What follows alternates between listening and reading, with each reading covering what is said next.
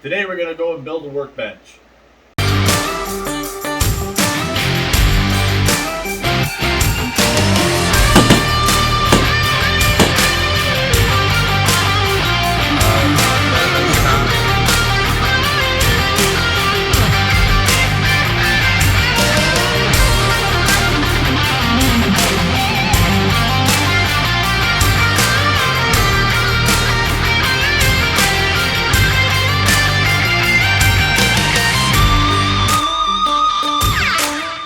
Alright guys, how's this channel?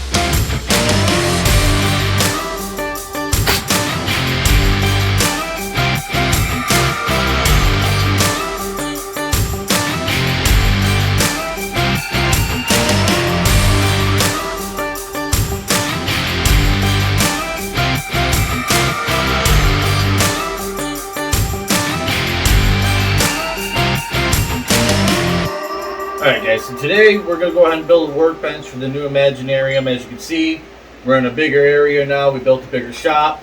That way we'll be able to, without a problem, continue working and bringing you guys new gear and new calls. So today, like I said, we're going to build ourselves a workbench for the new shop. We're going to make it 8 foot long, and we're going to be using rough cut lumber from the local Amish lumber yard. You're going to need a skill saw, a framing square. You're going to need your pilot hole jig, your pilot hole drill bit, obviously drill, screws of whatever length you want to use. I'm going to use, I think they're 1.5 or 2 inch screws, and you're going to need a clamp. Oh, pencil, tape measure. We're going to make it roughly about probably 2.5 foot wide. So if these are 4 inches, you're going to need 8 of the boards. And that's just for the top itself, but you're going to cut back a little bit because you're going to rip two of these 2x4s in half so you can make your edges around the top of it, and then you got to make your feet, and then your I call them soldiers, but the studs you put between your legs so they don't bend all up on you. So we'll get this cleared off, and we already measured these both out to 8 foot, so I can cut them at 8 feet, and then go grab a couple of more and cut them at 8 foot, and that'll get us to a little over a foot wide, and go on down through the process like that. Alright guys, here's a little trick. Take your framing square or your carpenter square, and once you get your line lined up for your saw, put that right against it. Now you've got yourself a saw guide as well.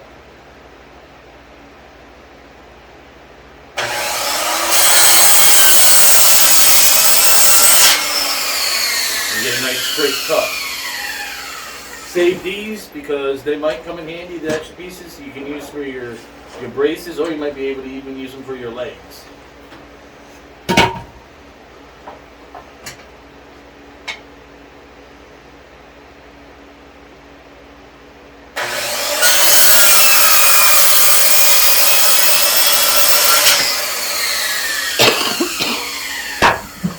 Alright, now those two are done. When it comes to rough cut, you got to square up your ends, make sure they're nice and square. A rough cut is generally cheaper than going to Home Depot or Lowe's.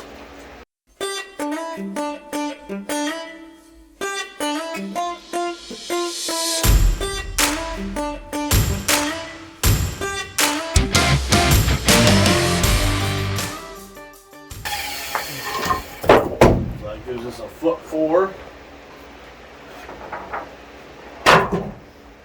2 more will give us 2 foot.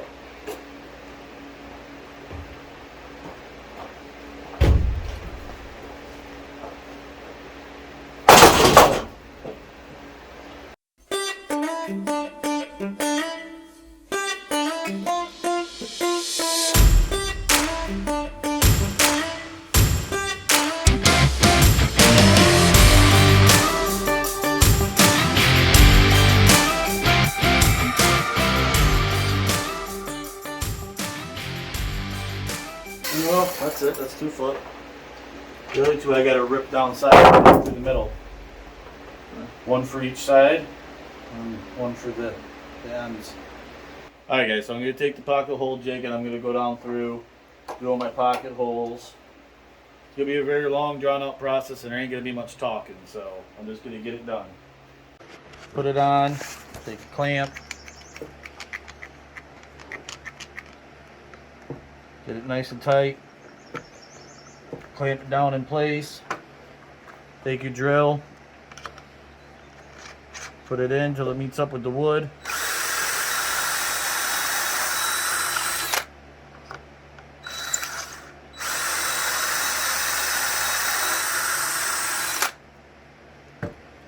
Release your clamp. And then you have your pockets right here already set, so you can drive your screw in there and it goes already down into an angle to the next piece. There's going to be a lot of putting it in, clamping it down, putting it in, clamping it down.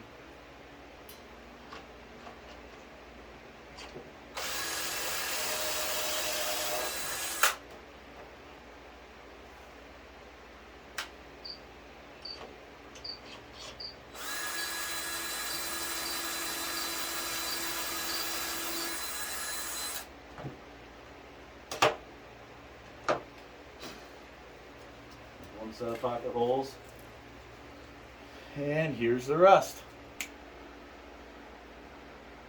All drilled. All drilled out, all the pocket holes are in. Yay! 3, 2. Alright guys, so what I'm doing is going ahead and now I'm just clearing out where the pocket holes are, and I'm going ahead and screwing the two boards together. Nothing fancy, so what we'll do is another magic snap for you guys, so that way you don't have to sit here and watch me screw 100 screws in. Now we're all screwed together. Now I'm going to go ahead and cut all my edge pieces out on my table saw. I got to rip the boards down and we'll screw them all in.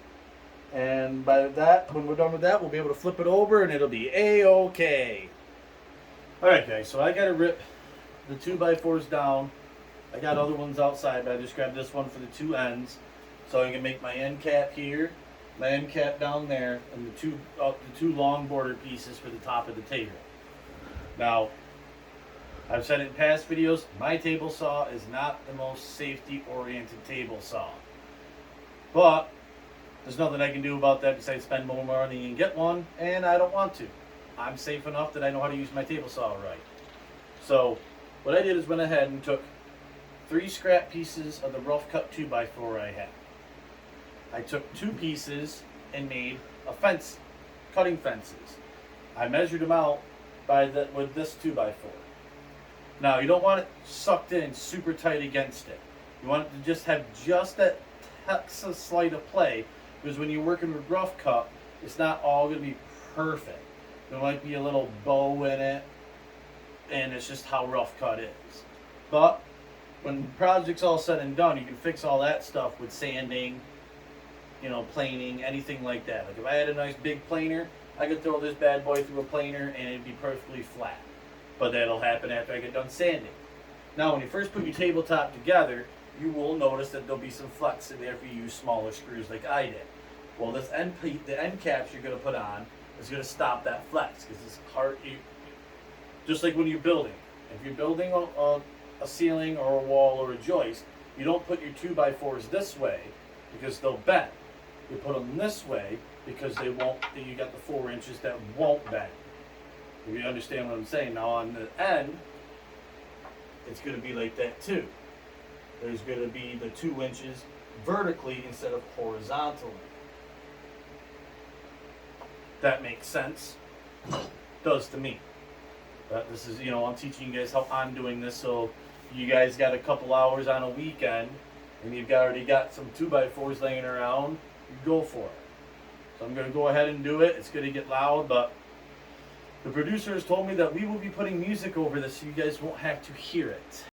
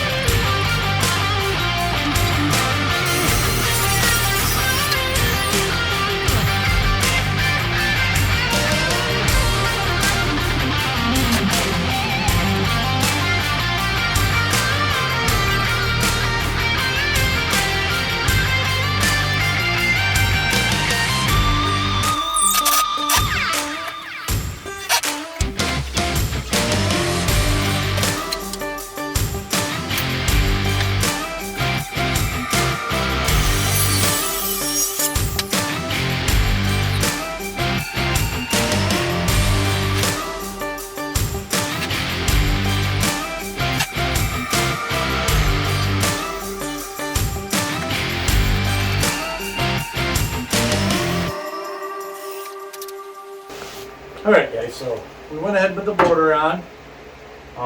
We put our 45 angle degrees in here, which is simple enough to do. Once you get your nice square ends on, this is a 45 degree angle. So all you gotta do is figure out which way the angle is gonna go, and then flop it on. This one was this,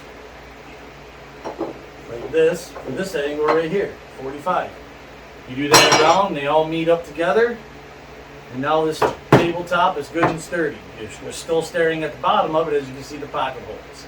We haven't flipped it upside down yet because I need to measure where my comfortable work level is, which is going to be just above my belly button, or my navel. And then I've got to measure my legs out for that, and then we're going to put 2x4s between each leg support in each corner. So that way it's got a nice box holding it in as well. So we'll catch you in a little bit.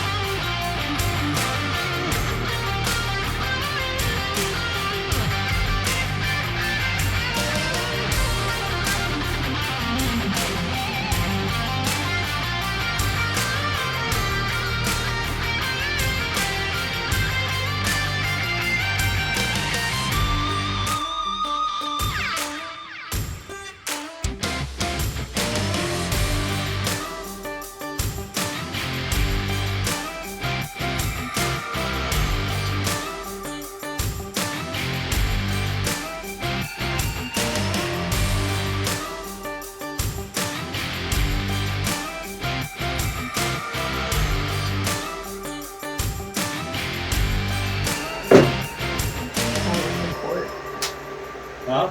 Now the support bead. Yep, now the support pieces.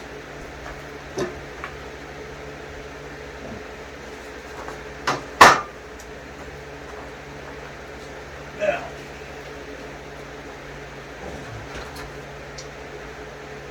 right on the sides, across here, I'm going to do one. Then I'm going to do another one here. Only on the ends. In the middle, just a straight full 2x4 across should be absolutely fine. But right here, just because that's where the real connections are. I'm going to keep it nice and stiff. Yeah, because I'd have to rip down a whole nother piece of board. So I got to measure in between these two.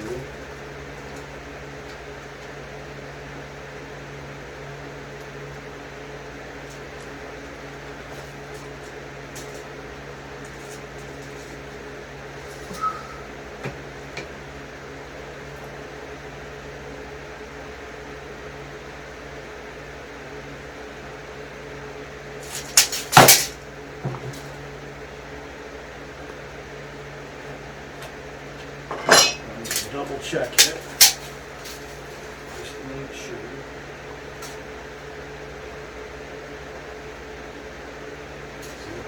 See, I messed it up. And then I double checked it.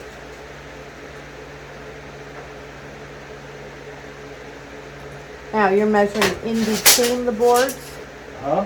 Are you measuring in between the boards? In between the boards. Yes.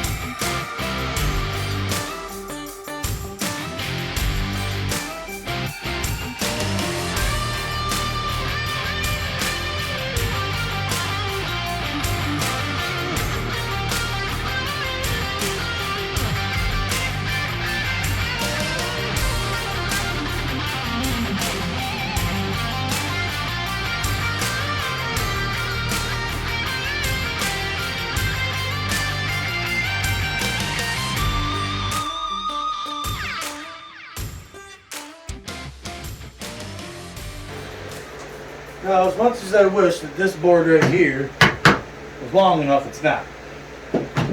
So, bon voyage. We'll go out and get 2 more 2x4s. We'll bring them in, measure and cut, install them up right about here. What I'll actually do, I'll measure up, these are 42 and a half, or 42 and a quarter long. So let's do 21 inches.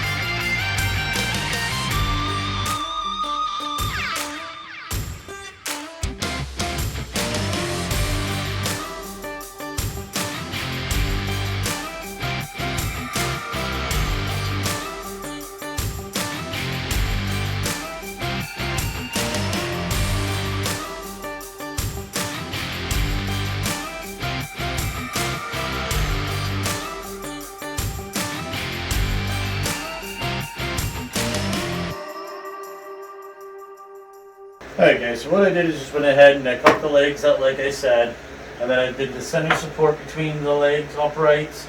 I did another set of support between them going from front to back, one left to right, and then I did another one against the table itself going front to back on each end. Now we're going to flip her over and you'll see what the finished product looks like. Beautiful. I know, can I move the board then over here?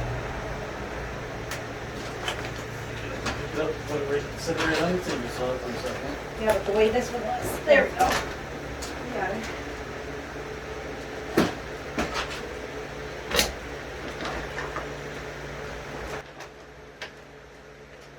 You might want to put a screw on the bottom of that one. Alright guys, so there it is. One workbench made out of 2x4, step-by-step process. Yes, this one seems tall. It is tall. But like I said, I want to be able to work here instead of working down here. That's why I made it tall. All that's left really to do is just go ahead and sand it out if you want to. You know, do little final touches on it, or like I plan on doing, I'm going to give it a little bit of a sanding. And then I've got some 1x12s by 10 foot long. And we could go ahead and come in and zip them down right across over all this. And then just cut them off where I need to, so that way it has a nice, pretty much perfectly flat surface. And there you go. You guys make them shorter, taller, longer, wider. However you like your women, you can make your boards. So, it's another do-it-yourself project here. I'm Coyote. This has been Outdoors with the Common Man. Don't forget to catch us on YouTube, Instagram, Facebook, Twitter, and TikTok. See you guys next time.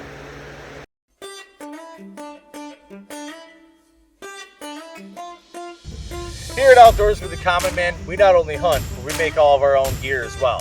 All the way from duck calls, deer calls, turkey calls, goose calls. We also make our nice lanyards here. We make hats, and if you follow the link below, you'll find many other things.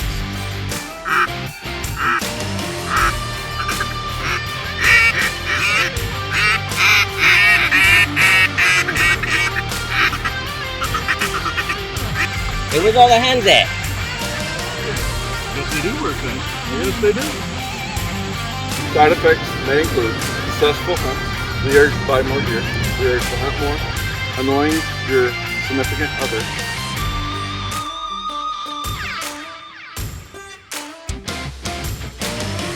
Do you like firearms? Do you like ammo? Are you a hunting fanatic?